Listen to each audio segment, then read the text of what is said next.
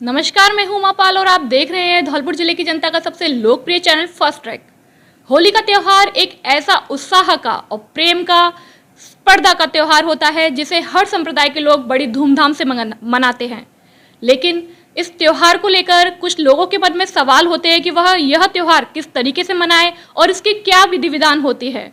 आज हमारे सामने अतिथि के रूप में आए हैं आचार्य, जानी मानी हस्ती जिसे धौलपुर जिले के सभी लोग जानते हैं। हम इनसे कुछ सवाल पूछेंगे और आचार्य जी आपके हमारे हर सवालों की समस्याओं का हल देंगे। तो जानते हैं हम आचार्य जी से। आचार्य जी, आप अपना परिचय हमारे दर्शकों को दीजिए। राधे राधे। मेरा नाम लोकेश आचार्य है। हाउसिंग बोर्ड कॉलोनी धौलपुर से मैं हूँ। और सबसे पहले धौलपुर की जनता को फर्स्ट ट्रैक न्यूज़ चैनल के माध्यम से और आप सभी पूरे फर्स्ट ट्रैक परिवार को होली की हार्दिक शुभकामनाएं। हम सभी होली का त्यौहार जो मना रहे हैं वो त्यौहार बहुत सौहार्द से मनाएं। जैसा कि आप देख रहे हैं कोविड काल चल रहा है और सारी महामारियां जो फैली हुई हैं इस समय, जो परेशानियां हैं, उन सब को ध्यान में रखते हुए होली का त्यौहार मनाएं। और इसी के साथ जैसा आपने कहा क्या शुभ मुहूर्त है या इसके लिए हम कैसे होली का त्यौहार मनाएं, उसके बारे में आज हम बहुत अच्छी चर्चा करेंगे। आपने बहुत अच्छा सवाल किया है। आप एक एक करके जो भी सवाल पूछेंगे जनता के आपके चैनल के माध्यम से सारे सवालों का जवाब यहाँ दिया जाएगा। तो सबसे पहले हम आचार्य जी से एक सवाल पूछते हैं कि आचार्य जी हमें बताएंगे कि होली का शुभ मुहूर्त क्या है। देखिए, सबसे पहले आपने जो सवाल किया और वो सबसे पहले जो सवाल किया जाना चाहिए वही है, क्योंकि होली को जलाने का ही शुभ मुहूर्त होता है। खेलना तो ये है कि अपन खुशी के रूप में इसको मनाते हैं। तो सबसे पहले तो मनाते क्यों हैं ये सभी जानते हैं। होलिका दहन हुआ था। एक भगवान विष्णु के भक्त थे प्रहलाद जी, उनको मारने का प्रयत्न किया गया था, कई बार मारा गया। और मैं समझता हूँ होलाष्टक जो 8 दिन होते हैं जिनमें हम कोई शुभ कार्य नहीं करते, उन्हीं दिनों में उनको मारने का प्रयत्न किया गया। तो इसलिए हम लोग उन दिनों में कोई भी शुभ कार्य, मांगलिक कार्य नहीं करते हैं, क्योंकि वो हमारी आस्था से थोड़ा सा छेड़छाड़ की गई थी उस समय पर, तो वो दिन हमारे लिए ख़राब है। उसके बाद जब होलिका जल गई और भक्त प्रहलाद बच गए तो फिर हम खुशी मनाते हैं। तो होली जलाने का, जी मैं आपसे अभी थोड़ा सा इसका विशद कर लें, क्योंकि होली जलाने का जो आपने पूछा, होली जलाने के लिए शास्त्रों में एक बहुत अच्छी बात कही गई है। उसमें कहा गया है भद्रायाम द्वे न कर्तव्ये फाल्गुनी श्रावणी तथा, यानी कि भद्रा काल जो होता है उसमें 2 चीज़ें नहीं करनी चाहिए। पहला फाल्गुनी और दूसरा श्रावणी। फाल्गुनी क्योंकि फाल्गुन के महीने में आती है होली, तो फाल्गुनी वो होगी होली। और दूसरा श्रावणी जो श्रावण के महीने में आता है रक्षाबंधन। उसमें एक कर्म किया जाता है, नदी किनारे जा करके अपने जो भी साल भर के हमने कोई कर्म किए हों उनका प्रायश्चित्त किया जाता है, उसे श्रावणी कहा जाता है। वो एक विशद चर्चा है। बाकी होली का काम, हमको होली जलाने का जो कार्य है वो भद्रा में नहीं करना चाहिए, ऐसा शास्त्रों में आया है। अब भद्रा की बात आती है तो भद्रा दिन में 17 तारीख को, जो मार्च में गुरुवार के दिन, जिस दिन हम होली मना रहे हैं, उस दिन में चतुर्दशी है। होली पूर्णिमा को होती है, तो दिन तक चतुर्दशी 1-1:15 बजे तक है। उसके बाद पूर्णिमा लग जाएगी, तो पूर्णिमा में होली जलानी चाहिए। पहला तो ये, इसलिए 17 मार्च 2022 दिन गुरुवार को ही होली जलेगी। दूसरा, उसका समय क्या है, तो समय के लिए कहा भद्रा में नहीं करना चाहिए। भद्रा रहेंगी दिन के 1:09 से रात्रि के 1:09 तक भद्रा काल रहेगा। तो क्या रात्रि के, अभी ये चर्चा है मेरे पास यहाँ आने से पहले बहुत फ़ोन आ चुके हैं कि रात को 1 बजे के बाद ही होली जलनी चाहिए, लेकिन उसमें ऐसा नहीं है। अब की बार जो वास्तव में चर्चा का विषय है, हर बार ऐसा ही होता था, भद्रा के बाद होली जलती थी, लेकिन इस बार क्या है कि जो भद्रा समाप्त हो रही है, और ये नियम भी है कि भद्रा जब समाप्त होने वाली हो तो उसकी जो पूछ कहते हैं, भद्रायाम पुच्छे होलिका दहनम, भद्रा की पूछ में ही होलिका का दहन होना चाहिए। तो भद्रा का पुच्छ काल जो है वो रात्रि के 12 से 1 बजे का है। तो क्या होली उसी समय जलाई जाए? भद्रा का जो पुच्छ काल 12 से 1 का काल है, उसी समय पर एक विशेष बात ये हो गई है कि निशीथ काल भी होता है। हर रात को एक निशीथ काल आता है, जो दीपावली पर हम उसे शुभ मानते हैं। दीपावली में निशीथ काल बहुत शुभ होता है। पिछली बार जो इंटरव्यू हुआ था उसमें चर्चा हुई थी निशीथ काल पर। होली पर जो निशीथ काल आता है उसमें होली नहीं जलानी चाहिए। निशीथे होलिका दहनम सर्वदा विनाशकारिणी। होलिका का दहन अगर निशीत काल में करते हैं तो हमेशा विनाशकारक होता है, तो वो हमारे समाज में और आसपास के माहौल को ख़राब भी कर सकता है। इसलिए अब होली का समय क्या रहे, क्योंकि भद्रा की पुच्छ काल जो होता है वो निशीत काल में जुड़ गया, तो क्या उस समय होली का दहन करना चाहिए या नहीं करना चाहिए। तो फिर शुभ समय जो उसका है वो प्रदोष काल होता है। प्रदोष हम किसको कहते हैं? प्रदोष काल होता है जो सूर्यास्त होता है हमारा, उससे 45 मिनट पहले और 45 मिनट बाद, कुल 90 मिनट 1.5 घंटे का प्रदोष काल होता है। तो सूर्यास्त हमारा धौलपुर का जो सूर्यास्त काल है वो है शाम को 6:24 का, 18:24 का है। तो उस 6:24 से 45 मिनट पहले यानी कि 5:39 और 6:24 से 45 मिनट आगे यानी कि 7:09 तक ये इसका शुभ समय है। इस प्रदोष काल में यदि हम होलिका दहन करते हैं तो हमेशा आसपास के लोगों में सौहार्द बढ़ेगा, धौलपुर में सुख शांति समृद्धि बढ़ेगी, और हो सकता है कि जो महामारी से हम लड़ रहे हैं उसमें भी हमको राहत मिले। तो इसका शुभ समय निशीत काल में बिल्कुल नहीं करें। निशीत काल तो सर्वदा निषेध है, और भद्रा को निकल जाने के बाद भी सोचे कि भद्रा निकल जाए तो 2 बजे कर लें, 3 बजे कर लें रात्रि में, तो इस प्रकार भी होलिका दहन नहीं करना चाहिए। शास्त्रों के अनुसार पंचांगों में जो दिया हुआ है वो प्रदोष काल दिया है, इसलिए शाम को 5:39 से 7:09 के बीच में अपनी सुविधा के अनुसार आप होलिका दहन कर सकते हैं। जी आचार्य जी, आप हमारे दर्शकों को बताइए कि होली का पूजन जो हम करते हैं उसकी क्या विधि है, हमें मतलब किस विधि विधान के साथ होली का पूजन करना चाहिए। देखिए, होलिका पूजन की जो विधि, क्योंकि दीपावली पर एक पूजन होता है, तो दीपावली पर तो विशेषता क्या है, पूजन की ही विशेषता है। होली की पर तो जलाने की विशेषता है, होली को जलाया जाता है, फिर भी उसका पूजन हम करते हैं।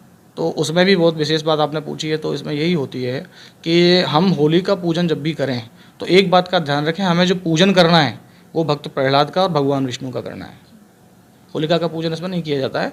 तो पूजन हमें वहाँ होली में जो करना है वो भक्त प्रहलाद का करना है, विष्णु भगवान का ध्यान करना है, और ओम नमो भगवते वासुदेवाय, बस ये मंत्र आपको बोलना है। इसमें किसी मंत्र की आवश्यकता नहीं है, किसी भी शास्त्र की आवश्यकता नहीं है, इसी से मात्र पूजन किया जा सकता है। अब इसमें जो पूजन किया जाता है उसका भी समय होना चाहिए या नहीं होना चाहिए, बात ये आती है। तो 1 बजे जो अपना पूर्णिमा लग रही है उससे पहले अगर हम होली का पूजन करें तो थोड़ा सा क्या है कि पूर्णिमा को ही होली मनाई जाती है, तो उससे पहले पूजन करने से, इसलिए हमें जो पूजन करना है, कई लोगों के यहाँ क्या है सुबह पूजन होता है और समाज ये लोकाचार है, कई लोगों के यहाँ शाम को भी पूजन होता है, तो वो शाम को कर सकते हैं, होलिका जलाने से पहले कर सकते हैं, या दिन में भी पूजन करें। तो मेरे मत से वो 1 बजे के बाद पूजन करें, और जो 1:30 बजे का समय होता है 1:30 से लेकर के और 3 बजे तक का जो समय है वो राहु काल वगैरह से छोड़ दें, उसके आगे पीछे आप कभी भी होलिका का पूजन कर सकते हैं। और होलिका पूजन में आपको विशेष बात ध्यान रखनी है कि रोली का प्रयोग भले ना करें, गुलाल का प्रयोग करना चाहिए, क्योंकि होली पर मुख्य रूप से गुलाल का ही प्रयोग किया जाता है, तिलक भी गुलाल के लगाए जाते हैं। और उसमें क्योंकि व्यंजन पकवानों का तो हमारा भारतीय संस्कार ही है, पकवान बनाने का, हर त्यौहार को इसी तरीके से मनाया गया है, तो उसमें हमें सबसे ज़्यादा ये ध्यान देना चाहिए कि अन्य पदार्थों के बजाय जो होली के विशेष पदार्थ हैं, गुजिया वगैरह, उससे हमें होलिका का पूजन करना चाहिए, उसका भोग लगाना चाहिए, और होलिका से दूर दीपक जलाना चाहिए। मैंने कई बार ऐसे केस देखे हैं कि होलिका के पास में दीपक जला देते हैं और होली दहन हो जाता है, अगर वो अशुभ काल में हो गया तो फिर समाज के लिए हानिकारक होता है। इसलिए ये हमारी जिम्मेदारी है कि होली पर जो दीपक जलाएं वो थोड़ा दूर जलाएं। और उसके बाद होलिका के आसपास होलिका को जलाने के लिए भी हम कई बार जैसे घर में कुछ भी कोई पदार्थ होता है, गोबर की हम जो बनाते हैं गुलरी वगैरह, वो वहाँ दे करके आते हैं कि जिससे कि होलिका जल जाए और भक्त प्रहलाद बच जाए, ऐसी कामना करते हैं हम लोग, भक्ति की कामना करते हैं। भगवान विष्णु का पूजन उसमें करें, दीपक को थोड़ा दूर रखें, और होलिका पूजन के समय ओम नमो भगवते वासुदेवाय का जब जरूर करें। होली पर पानी नहीं चढ़ाया जाता है, क्योंकि जहाँ भी अग्नि का कार्य होता है वहाँ जल को पास नहीं रखा जाता है, इसलिए होलिका में कभी भी जल नहीं चढ़ाएं। बाकी जो आप जैसे पूजन करते हैं वो पूजन होगा, और उसके बाद होलिका की परिक्रमा करें, भक्त की प्रहलाद की परिक्रमा करें, प्रणाम करके अपने घर आएँ। ये तो आपने काफ़ी अच्छी जानकारी दी आचार्य जी। कई लोगों को नहीं पता है कि होलिका दहन करते टाइम पूजा करते हैं जो हम, उसमें कलश नहीं ले जाना चाहिए। ये मेरे लिए भी काफ़ी मतलब रोचकदार तथ्य रहा, हमें भी नहीं पता था ये, और हमारे दर्शकों को भी काफ़ी आपसे मदद मिली होगी पूजा करने में। तो आचार्य जी, आप ये बताइए कि होली का मतलब उपाय, एक विशेष त्यौहार है ये, तो इसमें कुछ ऐसे उपाय होते हैं जिससे सुख समृद्धि धन धान्य की प्राप्ति हो और इंसान का उज्जवल भविष्य प्राप्त हो? जी, बिल्कुल देखिए, रात्रि का जो भी एक सबसे पहले हमें ध्यान रखना चाहिए कि हिंदू शास्त्रों में जितने भी त्यौहार हैं वो सभी दिन में मनाए जाते हैं, लेकिन कुछ त्यौहार विशेष रूप से रात्रि में मनाए जाते हैं। जैसे दीपावली हुई, होली का दहन भी लगभग सूर्यास्त के बाद ही होता है, तो रात्रि काल हम मान सकते हैं। और मैं समझता हूँ कि कुछ वर्षों से ऐसा हो रहा है, बाकी तो पहले जो वर्षों में होली का दहन होता था वो मध्य रात्रि या प्रातः काल के लगभग होता था। तो ये रात्रि के मुहूर्त हैं। अब रात्रि में जो त्यौहार मनाए जाते हैं वो अपने आप में बलवान होते हैं। जैसे हमें दीपावली पर पूजन करना है तो हम कोई भी सिद्धि कार्य करते हैं तो दिवाली पर होता है। ऐसे ही होली पर भी हमें सिद्धि कार्य करने होते हैं, जिससे हम धन धान्य की, घर में सुख शांति की कामना करते हैं, वो हमारी पूरी होती है। तो सबसे पहले हमें होलिका दहन जब करते हैं हम, तो पूरे परिवार को एक सूखा नारियल होता है, वो सूखा नारियल जरूर होली में अर्पण करना चाहिए। और सूखा नारियल होली में अर्पण करने से घर में जो सुख शांति है वो उसमें वृद्धि होती है, और वृद्धि अगर न भी हुई तो भगवान की कृपा से जो चल रहा है उसमें यथावत रहता है, उसमें कोई नुकसान हमको नहीं होता है। तो हमें सूखा नारियल तो हमेशा उसमें अर्पण करना चाहिए। और एक और, जैसे घर में बतासा होता है और लौंग होती हैं, तो 2 लौंग लेंगे हम, और 2 लौंगों को थोड़ा सा घी लगा करके बतासे में लगा लेते हैं। जैसे हम देवी दुर्गा को अर्पण करते हैं, वैसे ही होलिका में भी हम वो बतासा, हर परिवार, जो इसमें जो नारियल था वो पूरे परिवार का एक था, और जो बतासा लेंगे हम वो एक व्यक्ति का एक होगा, यानी अपने ही हाथ से स्वयं। अगर कोई बच्चा छोटा है तो उसका उसकी माँ या उसके पिता कर सकते हैं, बाकी एक व्यक्ति का एक बतासा, और अपनी सुख शांति समृद्धि की कामना करके हम होली में छोड़ें तो उससे हमेशा धन धान्य की समृद्धि होती है। इसके अलावा जैसे होली जलाते हैं तो उस समय क्या किया, तो एक साधारण नियम है, लेकिन इस बार गुरुवार की जो होली पड़ रही है तो उसमें क्या किया जाए, या इस बार कोई विशेष, जैसे वो निशीत काल में भद्रा का काल जो है वो बैठ रहा है कि निश्चित काल में समापन हो रहा है, तो क्या, तो इस बार एक विशेष बात और भी है, उसमें हम कुछ राशियों के अनुसार भी होलिका दहन के समय कुछ उपाय कर सकते हैं। इसमें 1 से लेकर 6 कुल राशियां 12 होती हैं। तो ये 12 राशियों में से 1 से लेकर जो 6 राशियां हैं, यानी कि मेष, वृष, मिथुन, कर्क, सिंह और कन्या, इन 6 राशियों वाले व्यक्तियों को बहुत अच्छा ये उपाय है। अगर ये करते हैं तो पूरे वर्ष उनको, मैं समझता हूँ, सुख शांति समृद्धि का अनुभव होगा और भगवान की कृपा रहेगी। तो इसमें इनको करना क्या है, 1 से लेकर के 6 राशि वालों को एक गन्ना लेना है। गन्ना अभी अमूमन मिल ही रहा है सब जगह, लेकिन वो गन्ना हमें लेना है पत्ते वाला, माने पूरा गन्ना नीचे से ऊपर तक पूरा होना चाहिए, वो उसके पत्ते कटे हुए ना हो, ये ध्यान रखना है। उस गन्ने को लेकर के जब होलिका दहन हो रहा हो, चाहे वो अपने घर पे हो या वो सामूहिक जो होली का दहन होता है, वहाँ आप ले जा सकते हैं उस गन्ने को। और उस गन्ने को ले जाने के बाद आप जो है ऊपर से पत्तों वाली साइड से और उसमें होलिका में लगा दें। तो धीरे धीरे क्या है, उसमें थोड़ा समय लगेगा, धीरे धीरे वो पत्ते उसमें जलने लगेंगे, और जैसे अपने जो पत्ते उसमें जितने भी हैं वो पूरे जल जाएं। उस जलने के समय तक बस यही कामना करनी है कि भगवान विष्णु हमको सुख शांति समृद्धि, हमारे घर में धन धान्य की वृद्धि करें। उन पत्तों को जलने तक उस गन्ने को हम उसमें अग्नि में रखेंगे। उसके बाद वह गन्ना हम जो है निकाल लेते हैं। तो वो ऊपर से जला हुआ गन्ना हम ला करके अपने घर की उत्तर पश्चिम दिशा या ईशान कोण जो होता है, पूर्व और उत्तर के बीच का कोण, उस दिशा में हम इस गन्ने को रख सकते हैं। और ये हमें 1 साल तक रखना है। तो हम छत पर रख सकते हैं, हम इसको घर के किसी भी कोने में, किसी भी जगह, ऐसी जगह रख सकते हैं। बस इसको हमें ध्यान ये रखना है कि हम इसका जो जला हुआ हिस्सा है वो ऊपर करके खड़ा ना करें, यानी इसको नीचे कर सकते हैं या फिर हम उसको लेटा कर रख सकते हैं। तो ये हमें ध्यान रखना है कि वो ऊपर आकाश की तरफ जला हुआ हिस्सा नहीं होना चाहिए। तो उसको हम लेटा करके भी रख सकते हैं। और दिशा का विशेष ध्यान रखें। जलाने के बाद ये 6 राशि वाले लोग उस गन्ने को या तो उत्तर पश्चिम में रखेंगे या ईशान कोण यानी पूर्व और उत्तर के मध्य वाले कोने में रखेंगे। ये हुई 1 से 6 तक, यानी कि मेष से कन्या राशि तक। मेष, वृष, मिथुन, कर्क, सिंह और कन्या राशि वाले इस उपाय को कर सकते हैं। अब 6 लोग जो बच रहे हैं, जैसे तुला है, वृश्चिक, धनु, मकर, कुंभ और मीन, ये राशियां जो बची हैं उनको भी एक विशेष उपाय करना है। इसमें एक गुरुवार की, क्योंकि ये होलिका दहन है, तो पीला कपड़ा ले लें, उसमें अपन पीला रूमाल ले सकते हैं या अन्य भी कोई छोटा पीला कपड़ा ले सकते हैं।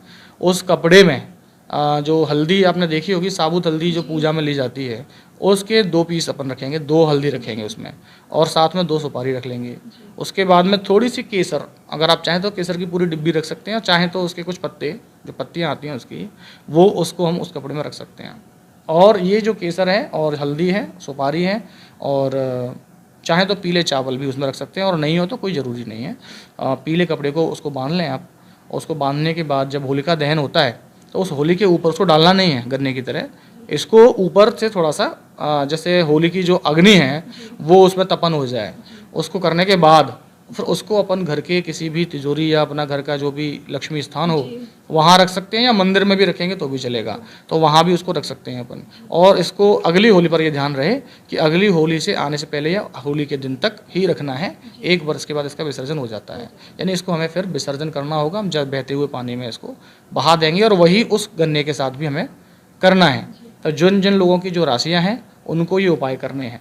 ये पीला वाला जो उपाय है जिसमें हम पीला कपड़ा और हल्दी और ये रख रहे हैं, ये उपाय हम 2 तरीके से कर सकते हैं। यानी कि एक बार तो हमने जो बनाया वो अपने घर के लिए हुआ, दूसरा यदि हमारे पास वाहन है, और आजकल सभी के पास वाहन होते हैं, तो दुर्घटनाओं की संभावना उसमें कम हो, उसके लिए भी वही एक ऐसा ही सेम बिल्कुल उसी के जैसा एक और हम कपड़ा बनाएंगे, उसमें वही सामान रखेंगे और उसको होली के ऊपर गर्म करके उसको अपने वाहन में रखेंगे। उस वाहन में रखने से क्या है, होनी अनहोनी तो भगवान के हाथ में होती है, जो होना है वो होता भी है। आपने ये सब सुना ही हम लोगों ने कि जो होना है उसे तो कोई भी नहीं रोक सकता, ये सब कहने की बातें हैं। लेकिन हाँ, हम कर्म से उसको कम या ज़्यादा कर सकते हैं। आप जैसे मार्ग में कहीं ब्रेकर होता है तो ब्रेकर पे क्या है कि सब लोग निकलते हैं, तो जिसकी गाड़ी ख़राब होती है उसको झटका ज़्यादा लगता है, और जिसकी गाड़ी अच्छी होती है उसको झटका बहुत कम, पता भी नहीं चलता कब ब्रेकर निकल गया। तो ये हमें गाड़ी अच्छी बनानी है अपनी, तो हम मतलब हमें उपाय ऐसा करना है कि भगवान की कृपा से अगर कोई समय खराब आए भी तो बहुत सूक्ष्म रूप से वह निकल जाए।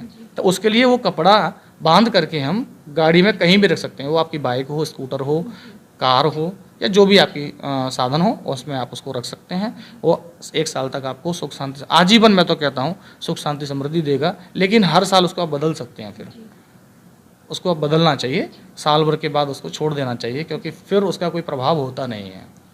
तो इसका आप उपाय करें, तो मैं तो कहता हूँ धौलपुर वासी और आपके आसपास जो भी हो सबको ये बताएं तो सब सुख शांति समृद्धि महसूस करेंगे। ये आचार्य जी ने काफ़ी अच्छी जानकारी दी दर्शकों आप लोगों को।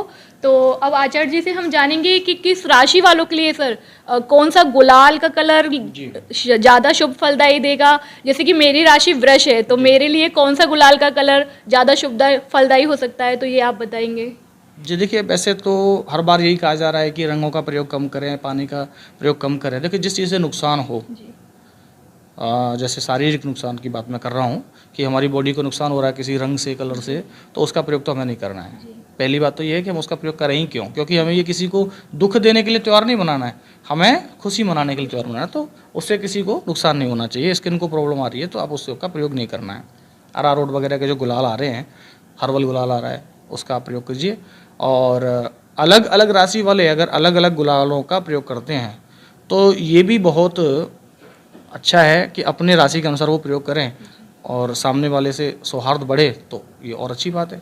तो देखिए, जैसे सबसे पहले जैसे आपने वृष राशि का कहा, तो वृष राशि दूसरे नंबर की राशि है।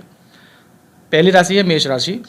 तो मेष राशि वाले लाल गुलाल का प्रयोग करें, लाल रंग का गुलाल लें, उसका प्रयोग करें। देखिए, सबसे पहले गुलाल आप लगा रहे हैं तो गुलाल लगाने से पहले अपने इष्ट देव जो भी हैं उस पर भी अभी मैं चर्चा करूँगा कि हमें गुलाल सबसे पहले कहाँ लगाना है, किसको अर्पण करना है, फिर उसके बाद हमें किसको लगाना है और किस तरीके से लगाना चाहिए, उसकी भी चर्चा थोड़ी सी समय होगा तो करेंगे। तो मेष राशि वाले लाल गुलाल का प्रयोग करें, लाल गुलाल से ही वो पूरी होली खेलें। अन्य गुलालों का प्रयोग करना चाहते हैं तो कर सकते हैं, लेकिन सर्वप्रथम पहले जो गुलाल का पैकेट उनका होना चाहिए वो लाल होना चाहिए। तो लाल गुलाल से हम उसका मेष राशि वालों करते हैं। उसके बाद दूसरी जो राशि है वो वृष राशि है। वृष राशि वाले, वैसे तो वृष राशि वालों को हमेशा सफ़ेद रंग का ही प्रयोग ज़्यादा करना चाहिए। सफ़ेद रंग में तो गुलाल थोड़ा कम मिलता है, लेकिन उसके साथ ही उसमें एक लाइट पिंक कलर होता है, यानी पिंक से जो कलर होता है उससे थोड़ा हल्का हल्का मिला हुआ वाइटनेस उसमें होनी चाहिए। वो कलर का भी गुलाल आता है मार्केट में, हर्बल में आ जाता है, तो उस गुलाल का हम प्रयोग उसमें कर सकते हैं। यदि ऐसा नहीं मिलता है किसी कारणवश, तो वो लोग हरे रंग का गुलाल प्रयोग में ले सकते हैं। हरा रंग क्या है कि शुक्र और बुध जो दोनों मिलते हैं तो वो वृष राशि और तुला राशि वालों के लिए बहुत अच्छा योग होता है, तो हरे रंग से भी वो अपना होली का त्यौहार मना सकते हैं। तीसरी राशि होती है मिथुन। मिथुन राशि वाले हमेशा पैरेट ग्रीन कलर का प्रयोग करें। पैरेट ग्रीन कलर जो होता है वो हरा कलर जो होता है उससे थोड़ा सा हल्का हम लाइट उसको ग्रीन मानते हैं, उस कलर का प्रयोग करें और उस रंग के प्रयोग से वो आजीवन सुख शांति समृद्धि का उपयोग कर सकते हैं, उसको महसूस कर सकते हैं। उसके बाद चौथी राशि है कर्क राशि। कर्क राशि वालों के लिए जो चंद्रमा का कलर होता है, वैसे तो उसको उनको उस रंग का प्रयोग करना चाहिए। इसके लिए आटा लेने की आवश्यकता नहीं है। उसके लिए भी एक उपाय हमारे पास है कि जिनकी कर्क राशि है वो लोग बहुत ही हल्का जो लाल रंग होता है उसका प्रयोग कर सकते हैं। गहरे लाल रंग का प्रयोग नहीं कर सकते वो लोग, क्योंकि वो थोड़ा सा उनको तनाव दे सकता है। इसलिए हल्के लाल रंग का प्रयोग, या अगर उनको ऐसा लग रहा है तो किसी और कलर में, लाल कलर में, लाल वाले रंग में वो दूसरा रंग मिला सकते हैं, जैसे वो हल्का हो जाए। तो कई बार हल्का रंग करने के लिए कुछ कलर मिला लिए जाते हैं, तो वो हल्के लाल रंग का प्रयोग कर्क राशि वाले कर सकते हैं। पांचवी राशि सिंह राशि है।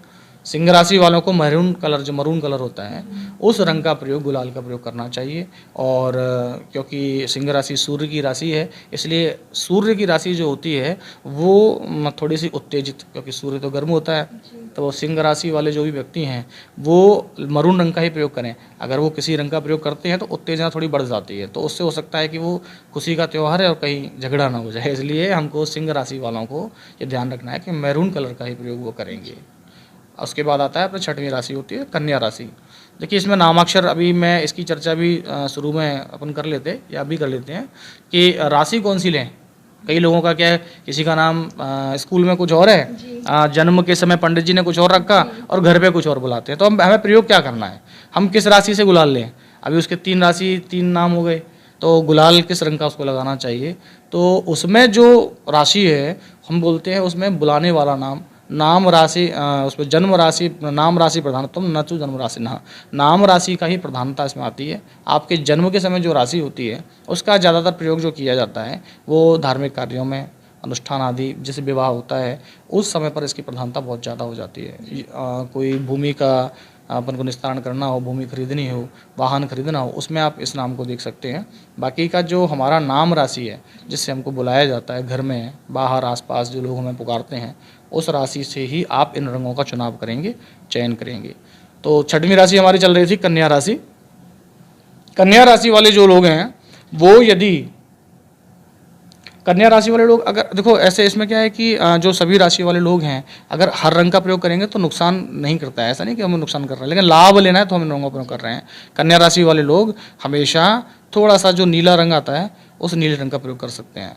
और उसके बाद तुला राशि आती है। तुला राशि वाले जो सातवीं राशि है वो लोग पीले कलर का प्रयोग कर सकते हैं। पीला कलर क्या है कि हमेशा सुख शांति समृद्धि के लिए ही और पूजा पाठ में होता है। तुला राशि वाले इस रंग का प्रयोग कर सकते हैं। वृश्चिक राशि वाले लोग भी लाल रंग का प्रयोग करें, लाल रंग का कर सकते हैं और गुलाबी रंग का भी कर सकते हैं। वृश्चिक राशि, धनु राशि वाले लोग जो हैं वो जो पीले रंग का, या तो वो थोड़ा सा सुनहला रंग भी ले सकते हैं और पीला रंग ले सकते हैं धनु राशि वाले। मकर राशि वाले जो लोग हैं उनके लिए तो हमेशा जो अपन वॉयलेट कलर बोलते हैं, एक उसको पर्पल कलर भी बोल देते हैं, और पर्पल कलर का प्रयोग यानी बैंगनी रंग जो होता है उसका प्रयोग करें। कुंभ राशि वाले जो लोग हैं वो भी बैंगनी रंग का प्रयोग करें। शनि का आधिपत्य होता है मकर और कुंभ राशि पर, इसलिए वो नीले रंग का, बैंगनी रंग का प्रयोग ज़्यादा करें। उसके बाद अंतिम जो राशि है वो मीन राशि है, गुरु की राशि है, इसलिए उनको भी पीले और सुनहले रंग का ही प्रयोग इस गुलाल में करना है, इस होली में, इस रंग से, क्योंकि गुरुवार को ही होली पड़ रही है और उनकी राशि का गुरु स्वामी है, तो उसका प्रयोग करें। बहुत बहुत धन्यवाद आपका आचार्य जी, आपने हमें इतनी विशेष जानकारियाँ दी और हमारे दर्शकों को भी काफ़ी लाभ मिलेगा इन सब से, आपके ज्ञान से। तो ये थे हमारे साथ आज आचार्य लोकेश जी, इनसे आपको काफ़ी जानकारी मिली होगी। और आज अब मैं इस अपने प्रोग्राम को समाप्त करती हूँ और आचार्य जी का तहे दिल से धन्यवाद देती हूँ। आचार्य जी, आप हमारे इस प्रोग्राम में आए और होली का त्यौहार इसी उत्साह के साथ मने, आप लोगों का भगवान की कृपा आप लोगों पर बनी रहे। इसी के साथ मैं उमा पाल, नमस्कार।